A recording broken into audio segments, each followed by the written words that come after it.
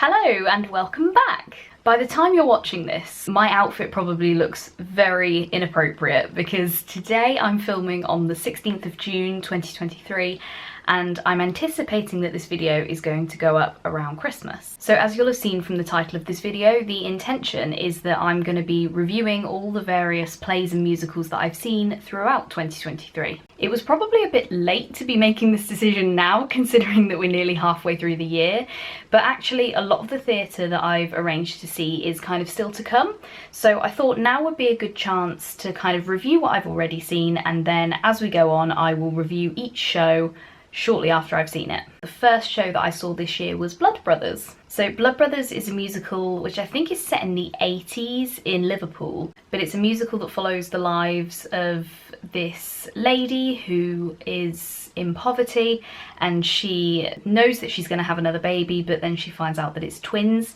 She can't afford to keep both of them, and so she agrees to give one of them up to a wealthy family. So it's kind of the story of the boys' lives and it's got some really great music in it. This is the third time that I've seen Blood Brothers and I think it's been probably nearly 15 years since I saw it last. And I really enjoyed it. I think the lady who played the main character, Mrs. Johnston, was really strong. Something that I didn't realise was that very little happens in the first act.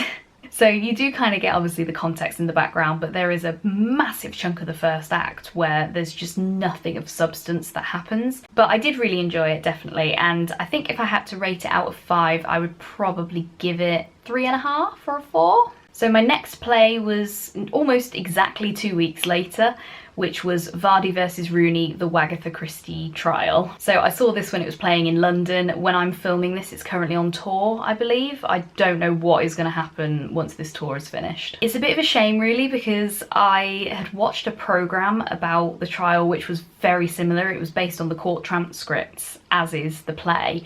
So I did already know some of the more kind of ridiculous and outrageous things that were said.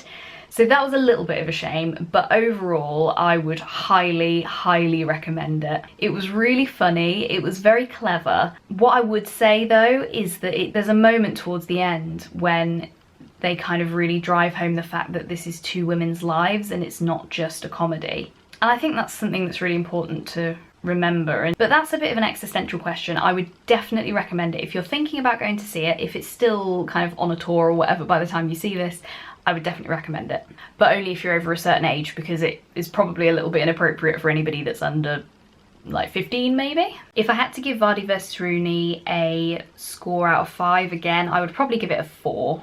And then 2 days later I went to see The Bodyguard, which I saw on tour. This is a musical version of the film The Bodyguard that starred Whitney Houston, and it was Melody Thornton, is it, from the Pussycat Dolls, that was meant to be performing, but I saw her understudy, who was very good. However, I felt that the actress who played the sister had a stronger voice, and I heard other people in the audience saying the same thing. The sister's voice was phenomenal. It's been a long time since I've seen the film, and I think I've only seen the film once, and I suppose that was probably a good thing because I didn't really go into it with any preconceptions. Also, I don't know if the film is exclusively Whitney Houston songs, but in The Bodyguard it was exclusively Whitney Houston songs. They weren't necessarily all sung by the kind of main character whose name escapes me, who's played by Whitney Houston.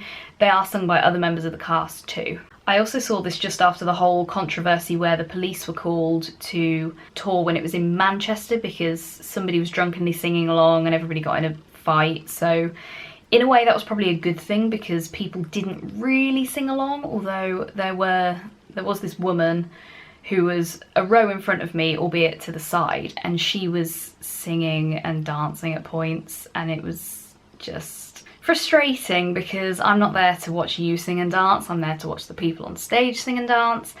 But it didn't detract from my enjoyment too much, and I thought it was really good. I really enjoyed it. I would be tempted to give this a 5 out of 5. I feel like that's too generous, but I did really enjoy it, and I would go and see it again actually, so I suppose that probably is deserving of a 5. And then the final one that I can talk about at the moment is Carrie Hope Fletcher's An Open Book tour. She did this for a limited run, so you won't be able to go and see it now unless something changes between now and Christmas. As you're watching this on YouTube, I'm sure you know who Carrie is. She is a YouTuber. She is also a famous musical theatre actress. And the idea of her tour was that it was telling stories from her life, but every story has a song attached. It's really difficult to explain concisely, but that's broadly what it was. And the really cool thing about it is that the audience got to choose the stories every night. So she didn't say exactly what they were. They had like catchy titles, and we wouldn't know what song was attached to the story.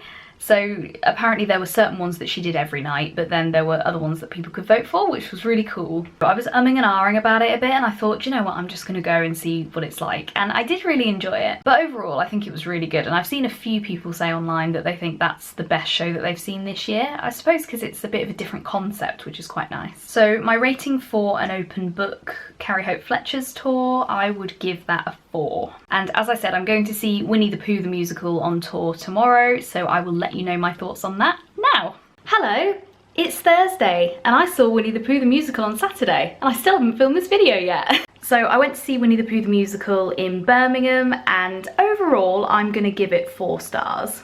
It's only an hour long, which I think is really good for obviously the younger children that the show is aimed at. And something that really made me chuckle is that the guy who plays Winnie the Pooh, and I say plays in a loose sense because they're puppets ultimately, but the guy had a slight brummy like black country accent, and I really appreciated it because we were in Birmingham. But the rhythm of his speech was really annoying. Like, for example, when he said Christopher Robin, he was going, Christopher Robin, and like, that's not quite right, but he was kind of saying it so that when it was in a sentence it didn't sound right. I feel like that's a really small picky complaint, so sorry. But overall it was a really fun show. It felt like it took longer than an hour, and I mean that in a good way. But as a theatre goer, it was a bit odd that there was this undertone of people talking, and obviously there were children screaming at points and stuff. And to be honest, it was fine because most of it was kind of like a hum and you could tune it out. But every now and then, just like, oh, there's a scream. Also, obviously, there were parents going in and out with their children as they were, you know, needing to calm down or whatever. But what I thought was quite good is when I left the theatre, I didn't realise beforehand, but they have like TV screens up so that even if the kids can't be in the theatre, they can still watch it going on the screen, which I thought was really cool. I loved Eeyore in this production. There was a lot of kind of sarcasm, I guess, and an undertone that the comedy was for adults, really. But all the characters I thought were brilliant. I question Rabbit's puppet. It doesn't look anything like the cartoon. The rest of them all looked very similar to how you would expect, but Rabbit looked very different. But overall, I really enjoyed it. I think I only paid like £17 or something to go and see it, so it was really cheap for a theatre show, obviously because it was shorter. But I would actually go and see it again, probably not like tomorrow, but in 6 months' time if it goes on tour and it comes closer to me, then yeah, I'd probably consider it. So as I said, it's a 4-star production from me, and I think the next show that I'm going to see is Ride, which I believe is a musical, and it's quite a start-up musical from memory, so I think that one's next. If not, you'll soon find out. Hello, today is Thursday, it's July, and 2 nights ago I went to see a new musical called Ride. Essentially it's the story of Annie Londonderry, who was the first woman to cycle around the world. I went on the recommendation of a theatre critic that I follow on YouTube, who said that this was the best new original score that he'd heard in a long time. So I just booked the tickets, they were quite cheap, and oh my god, I'm obsessed. He was right, by the way, the score is amazing. And it's 90 minutes, it's all in one act, and it's just fantastic. It wasn't what I was expecting in terms of like the structure. And I'm not gonna give you any spoilers, but basically the way that it's structured is it's her looking back at it rather than kind of as if it were happening at that time. But that is easily my favourite show of this year. Possibly like my favourite show that I've seen in a very long time, so easy 5 out of 5 stars from me. And this video isn't going to be going up for like 5 months after I film this, but if it's still around, then make sure you definitely go and see it if you're a musicals fan or just a fan of fantastic music. Hello! It's now about 2 or possibly 3 weeks since I saw Wish You Were Dead, which is the stage adaptation of the Peter James novel, and as an overview, I came out of the theatre thinking this is the worst thing I've seen this year. I feel kind of bad saying that, but it was just a combination of things. I think the main issue was just the story, which obviously is based on the novels, and obviously that's nobody's fault. If the story isn't something that interests me, then it is what it is. The premise of the story is that there is this senior police officer called Roy Grace, and he, his wife and their nanny are all going on holiday in France, and they show up to this Airbnb, I guess, and it's not what they expect. Pretty much the whole of the first act, bar the last like 5 or 10 minutes, I just was sat there thinking, the story hasn't got going yet, and I think they were trying to build tension and make you feel like something's not quite right. When to me, it just felt like they were trying to emphasise that this was an old house with loads of issues and weird, odd stuff. And also, this is apparently the second book in the series, and the first one has also been adapted for stage. And I think it presumed that you had some knowledge of the previous book/play, which is fine. I still understood what was going on, having not read or seen the previous one, but just bear that in mind. There was a lot more happening in the second act, but it was very predictable, which was a real shame. I also just wanted to mention that some of the acting was really fantastic, but I feel like they were really hampered by the actors not having microphones. The lady who played the wife just sounded like she was shouting constantly, and I knew she was just trying to project, but it was really frustrating, to be honest. The set was fantastic. I really liked the set. There was a section of it where there was obviously like a gauze or something that you couldn't see through until a light was shone on it, so there was like a secret extra bit, which I thought was really good. I was kind of umming and ahhing about whether to give this 2 or 3 stars, because 2 feels unfair, because I think my main issue was with the story, which obviously you can't change going into the play. But I just wouldn't recommend this, so I think I have to give it 2 stars, unfortunately. If you're a fan of the books, I'm sure you'd love it, but for me, it was just too slow at the start and then too predictable at the end. Hello friends. My life is complete and utter chaos at the moment, so I'm a little bit behind on this. So firstly, I want to talk to you about a show that I went to see last Friday, and it's called Cirque. Clues in the name really, it's circus acts and performances, but it had a bit of a twist. So it also had singing, it had dancing, and I think it billed itself as being music from musical theatre, which obviously is right up my street. But it wasn't just that, it kind of got into the point where there was some Elton John. So it was kind of like big well-known songs. And I really enjoyed it. I actually went to see Cirque du Soleil earlier this year when I went to Walt Disney World with my sister. And I actually preferred this show, Cirque, to Cirque du Soleil. If you've seen the Orlando vlogs, then you'll have already heard this, but the Cirque du Soleil Drawn to Life show that we saw, I said that the story was very loose, and I stand by that absolutely. I think the storyline for Cirque was a lot better. So it was based around this guy who was a mime basically, and it was like he was living in this black and white world, and then all of a sudden he wins this Technicolor TV as part of the competition. And the idea is that it's him watching these performances happening and kind of all the bright colours, and then there's little scenes interspersed while they're like setting up the new equipment of him like doing little mimey bits, and it was just really good. I thought it was a really good idea, very well executed, and it really was a feat. I would definitely recommend it. If it's coming somewhere near you, I would definitely go and see it.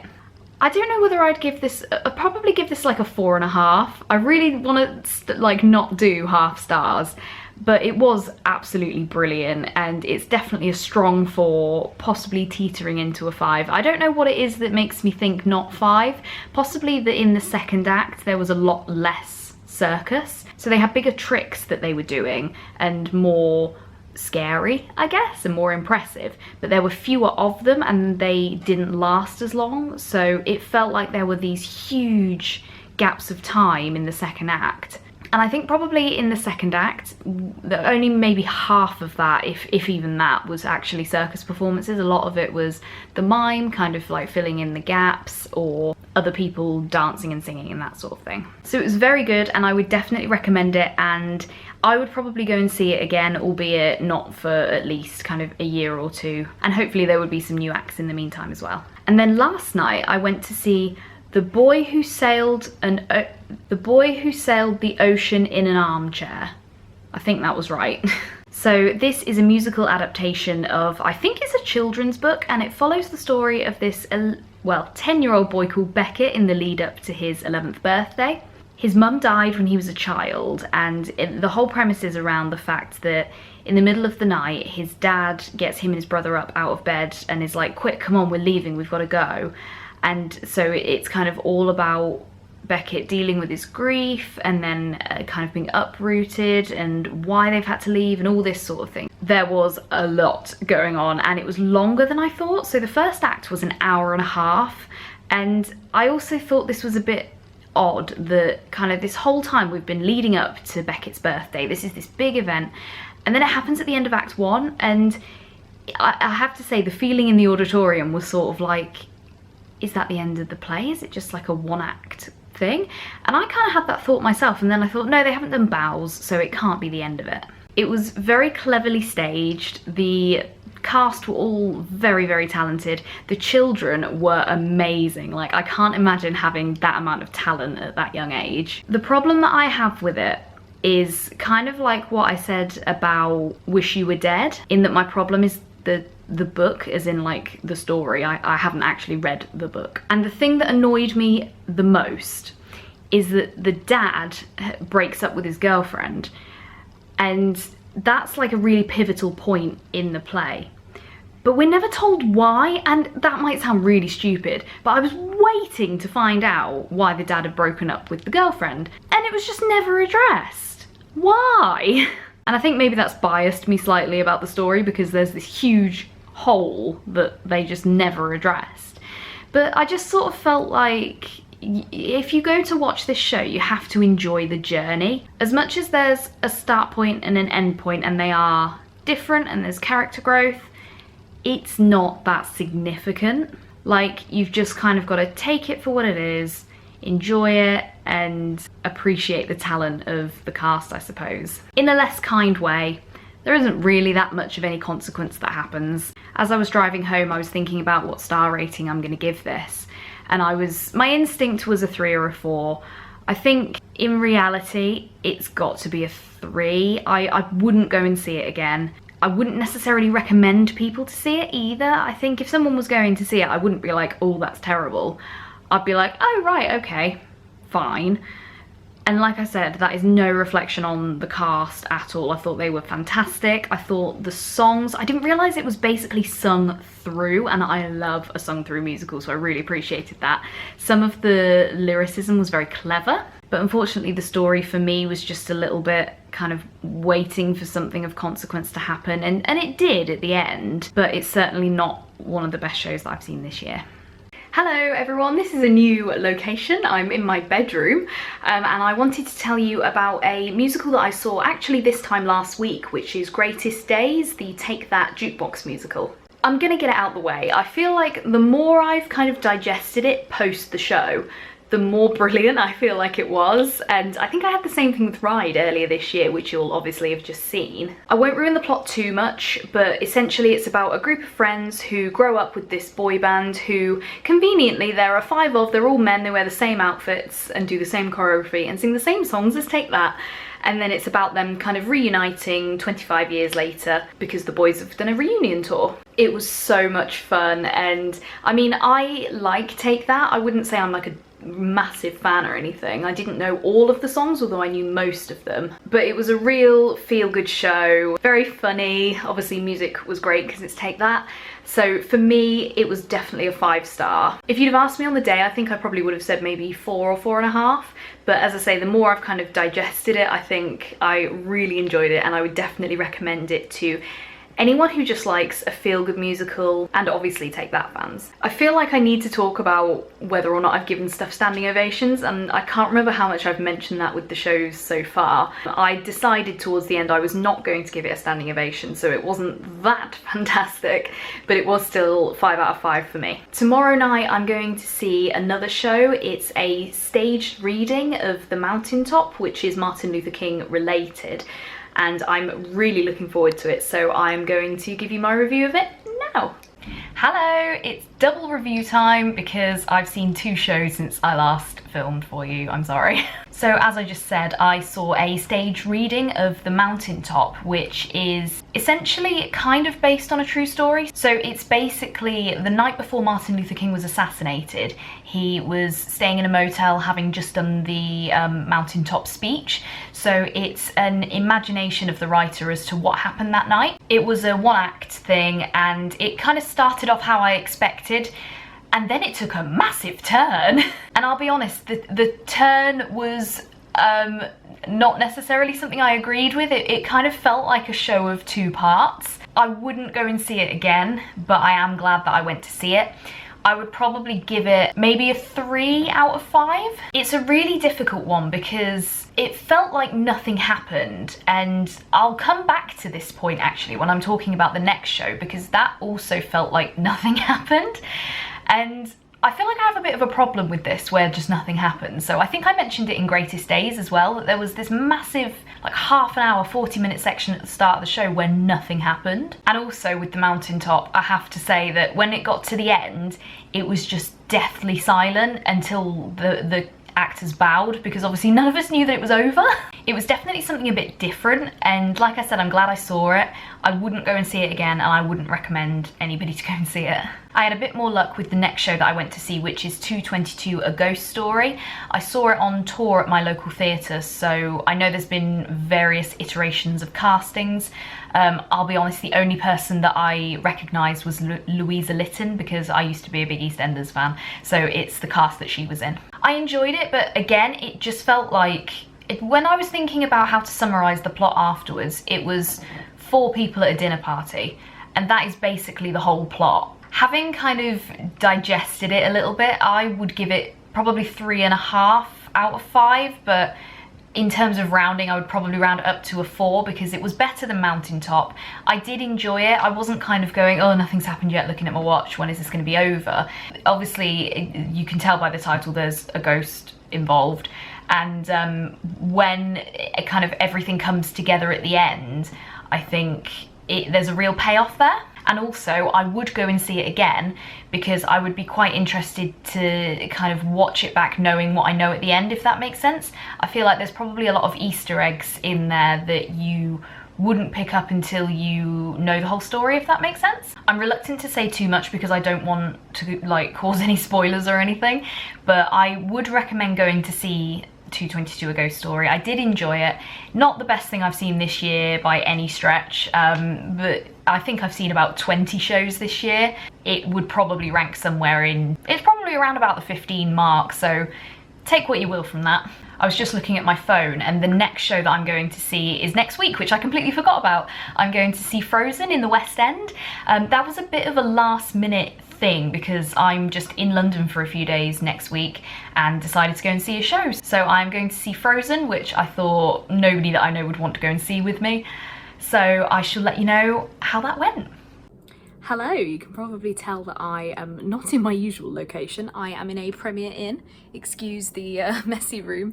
I'm checking out tomorrow. This will be my 2nd night in London. I'm heading home tomorrow. And so tonight I went to see Frozen. I usually like to take some time to kind of digest what I've seen before I talk to you about it, but I just thought it'd be fun to film from a different location and kind of give you my fresh thoughts. It's about 10 to 10 and the show finished at about 9:15, so it hasn't even been an hour yet. That's how fresh these thoughts are. Straight off the bat, it's a 5 out of 5 show for me. I think a big reason for that is the big set and the effects and the costumes and just kind of everything around it. But I did think I may well end up actually preferring the musical to the film, because obviously the musical is like 2 and a bit hours long, and so it really expands on the film and kind of gives you some more context and scenes that we didn't get in the film, and it was just brilliant. I think the next show that I'm seeing after this might be Evita, and then I'm back to London to see Dear England, and I think those are my last 2 shows of the year, so I will let you know my thoughts on them now. Hello Hello! So I was meant to go and see Evita a couple of weeks ago with my mum, but unfortunately she got COVID, so we've moved that to January, so we'll be watching that next year. And so the last show of the year was Dear England at the Prince Edward Theatre in London. It's about the England football team manager Gareth Southgate, and it kind of covers from when he took over, which I think was 2018, all the way up until the Qatar World Cup at the end of 2022. I really enjoyed it. I think it was very cleverly staged. As somebody who's I am interested in international football, so I've kind of seen it all happen in real life. I just really enjoyed it, and there were some really funny moments as well, which made it a lot more lighthearted. I'd probably give it a 4-star rating. I did enjoy it, but it just wasn't quite 5-star for me. I don't think I necessarily have anything that I'm like, oh, that wasn't great, but it just didn't kind of sweep me off my feet. So very good, would definitely recommend, but not a 5-star production. And as I say, that's the last show of this year. I am gonna go back and have a look at how many I've actually watched this year. I'm guessing it's somewhere in the region of 20 to 25, and it definitely was kind of a resolution for me that I wanted to do more stuff this year. And I think having bought a membership to my local theatre, that has really encouraged me to go more often because I get discounts on the tickets. And I also get the newsletter, so I'm going to see stuff that I wouldn't necessarily have seen normally. So thank you so much if you got to the end of this video. Leave me a comment below to let me know if you saw any of these shows this year, or if there's anything that you would really like to go and see. Thank you so much for watching, and I will see you in the next one. Bye!